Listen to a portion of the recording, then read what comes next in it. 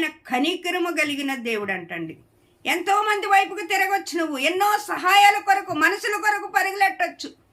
మనుషులంటా పరిగెట్టి నీ సహాయమున కొరకు ఎంతో ఆయన బతులాడుకునే పరిస్థితిలో నువ్వు ఉండొచ్చు.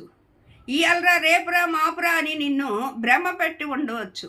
కానీ నీవు ఆయన వైపుకు తిరిగినట్లయితే, నువ్వు ఆయన మాట విననట్లయితే, నీకు వచ్చిన కష్టాన్ని బట్టి, నీకు వచ్చిన బాధను బట్టి, నీకు వచ్చిన సమస్యలను బట్టి, నీకు వచ్చిన ఆర్థిక పరిస్థితులను బట్టి, నీకు వచ్చిన అనారోగ్యాలను బట్టి నీవు ఆయన వైపుకు తిరిగినట్లయితే, ఆయన దగ్గర నువ్వు బతులాడుకున్నట్లయితే, ఆయన దగ్గర నువ్వు ప్రదాయపడినట్లయితే, నువ్వు ఆయనను గోజాడుకున్నట్లయితే, దేవుడు కనికరము కలిగిన దేవుడంట.